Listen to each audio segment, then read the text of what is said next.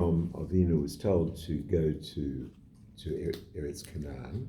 Later when Hashem told him he was going to Eretz Canaan, we have a famous midrash where Avraham Avinu is walking through the fields of his hometown, of his home country, and he sees people eating and drinking and having a good time, and he says to Hashem, I don't want to cast my lot with these people. And when he comes to Eretz Canaan and he sees people working the fields and busy with industriousness, he says, I want to cast my lot with these people. And we learn in Chassidus that you are being introduced to deep code here. That the issue is, do you spend your 60, 70, 120 years trying to find as little pain as possible, as much pleasure as possible, and live in a gated community, play golf every day and bridge in the afternoon, and never have any financial trouble, and that sounds great. And let's give each other a bracha that we could all afford that. And constantly afford that, but it is definitely wrong. Not how do we know it's wrong? Avraham Avinu said, I don't want to cast my lot with this thing. Why is it wrong? Now let's try and understand this. It's wrong because it doesn't work. At the end of the day, I've had a legal practice for 57 years. I've acted for some of the richest Jews in Sydney over the years. And I can tell you that all of those people who thought that their salvation came with money are bitterly disappointed at my age. They're on their second or third marriage with their second or third girlfriend. Their children are either on drugs or sitting at home paralyzed with anxieties of various kinds. Not all of them, but the solution to their life, which they thought was the pathway, isn't. And it's demonstrably not. And on the other hand, you have people who have followed the pathways of learning in Chassidus, whose lives are fruitful, and I'm not saying they're not difficult. I had a teacher once who told me that life gets harder as you get older, but it gets better if you know how to live it. So, and it's a very important word. It's a very important concept, and that concept is beginning to develop in Parshas LECH-LECHA. Okay? We'll see how in a minute. And this issue of being born to toil is discussed a lot by the commentators, because the first question is why? Hashem's created the world, we're all agreed, and if he's created the world, we accept that he's created a man as born to toil. The Gemara explains this. The Gemara says a man is more satisfied with one carve of his achievement than 9 calves of somebody else's donation. In other words, if you achieve through your own efforts, you are more gratified than if you pick it up for free. Industry is more rewarding than just being given it on a plate. So that's one answer, but there's an objection to that. The commentators all ask the same objection, but okay, you tell me that man doesn't like living on handouts, but Hashem is all powerful. He could have done whatever he wanted. He could have created man not to prefer living on achievement. He made man perfectly happy with handouts. So that doesn't answer the question. So the Rebbe explains in Maimorim based on the Maimor that we're learning together at the moment, which is from the Alter Rebbe in Torah Oya, that it's much more, the answer is, why didn't God create the world that way? He could have. And the first answer that anybody of any intelligence who learns Torah has to be able to come to is, if Hashem didn't do it that way, it's because this way is better. You have to get to the basic beginning point, if you want to understand any Hasidus at all, is that the world must be, by definition, absolutely perfect. Otherwise Hashem could have, because Hashem's perfect. And if Hashem creates the world, he creates it perfect. That doesn't mean that there isn't work to be done in the world. That doesn't mean that we're going to learn in a minute that we need to be partners in creation. And that has a concept of tikkun, that has a concept of fixing things. But Hashem has made the world according to a model and a plan, and it's rolled out in a way that is perfect.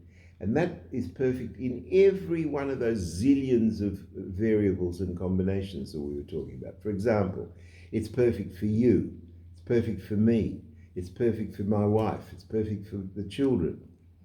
They don't see it. So you got to teach, you got to learn. You got to learn and you got to teach. But it is absolutely perfect. I've told this story before, or maybe I haven't told it this year, maybe it was in a Fabringen, but I was in Melbourne once, about 5-6 years ago, and I had a guy who started about the same time as me, 50 years ago, neither of us knowing what Yom Kippur was. He stayed in Melbourne. I was in Melbourne at a Yarkei Colour, sort of Torah thing for the weekend, just trying to test the waters. And I met him there and we became friends. He was a lawyer and we had quite a lot in common, and we remained friends over the years. So about 5 years ago when I was in Melbourne, we were sitting next to each other at a Fabringen, and I was still saying L'chaim in those days. The doctor hadn't warned me off the whiskey, and I was saying L'chaim and he was saying L'chaim, and we were getting very happy together. And he put his arm around me and he said, I'm going to share a secret with you. He said, I want to share a personal understanding of what Yeridat Zorik Aliyah means, that descent is for the purpose of ascent. He said, I was a star. And he really was. He was very handsome. He didn't even have, when I met him, he didn't have a beard, and he was very handsome. He said, my parents were rich. I got the medal at university. Girls were falling over themselves to join me, and he said, and I wanted to go to the bar, and he said that in my mind I was going to be a QC and then a judge, and he said what happened was I suddenly got struck with panic attacks. He said I got these panic attacks and they were so bad that I ended up with agoraphobia, and I could almost not leave the house. If I left the house, I had to leave the house with someone. My wife had to come with me to the office, and I was just, and my career was finished. He said I was just absolutely, I couldn't go to court on my own, I couldn't travel on my own. And he told me that because of that, he started to learn Torah. He was desperate. And he had a friend who was a Lubavitch shliach who offered to teach him Tanya and told him that would help him, and it in fact did. but it took 20 years for it to help him, or 30 years for it to help him. And he was sitting next to me and he said, and today I learn 3-4 hours a day. And he said, and I have a wonderful life. I'm happily married. My children are all from, and he said, I owe it all to the panic attacks. And he said, and now we share the perspective that the panic attacks were good.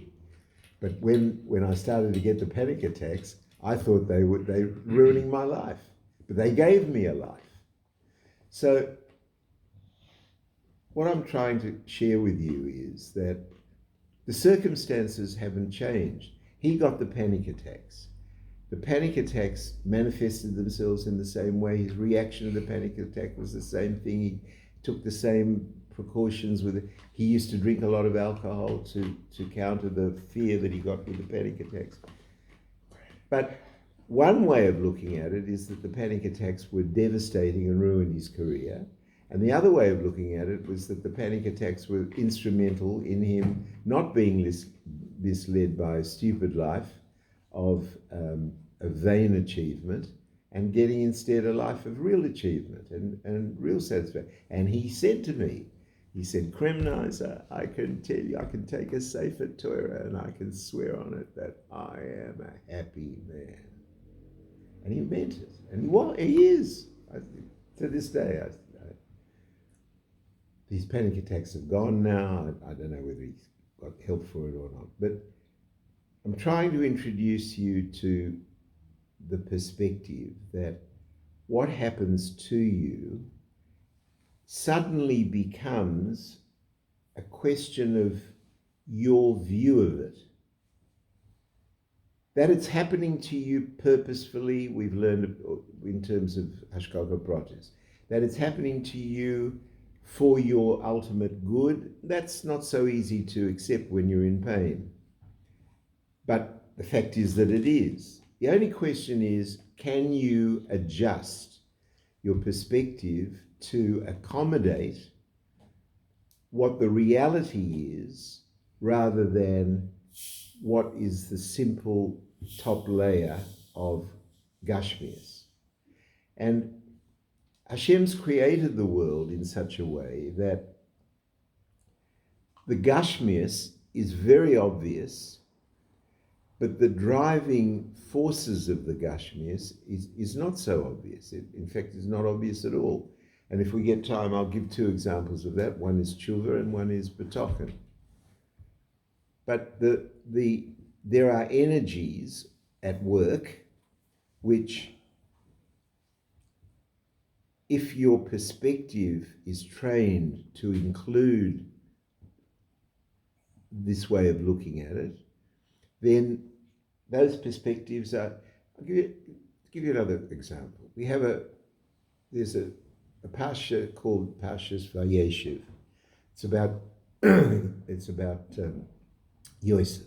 Yosef comes to his brothers. Let me just remind you about Yosef. At the age of 9, his mother dies. At the age of 18, his brothers want to kill him. Instead of killing him, they sell him into slavery.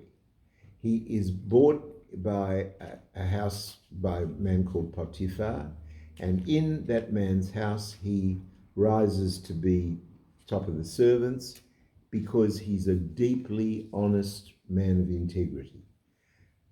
Potiphar has a wife who is one of the Gemara says is one of the 5 most beautiful women in the whole of history.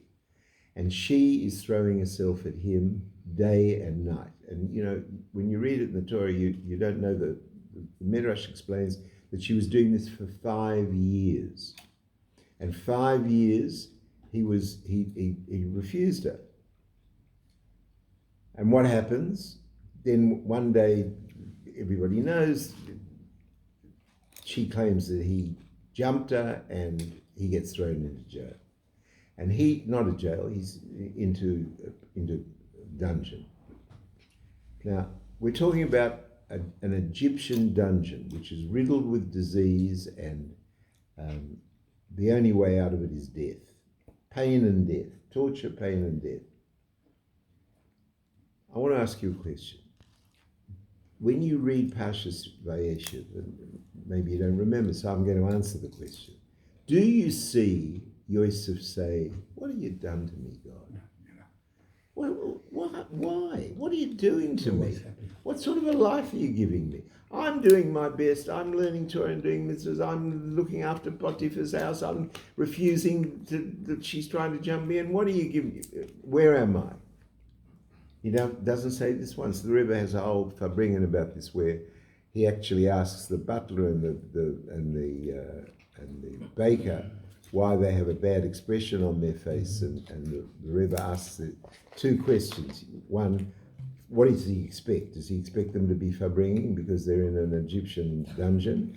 And the second question is, where does he get the koyach to ask that question? Why isn't he thinking about himself? Why isn't he thinking, where's God? Well, I've been abandoned. He's more interested in their welfare. So it comes from a certainty that everything that happened to him is happening to him purposefully, for the good, and for his benefit. The only question is finding it. So Parshas LECH-LECHA introduces us to this issue that it says it in baby language, in code, right? That Hashem appears to Avram and he says, "Go to a place that I'm going to show you." And he goes to the place that he shows you. And there's a famine, and he doesn't say anything. And then he goes to Mitzrayim. And then there's a whole issue with his wife and whether Paro is going to take his wife. But then he leaves with great wealth. What's going on here? What's going on here is that who says that you and I have got to understand God? Who says? The reality is that God's created everything in creation and is totally hidden. So if he's totally hidden, how do you and I expect to outsmart him in, first of all, discovering him, finding him, and second of all, working out his reasons for doing things? And you don't know. You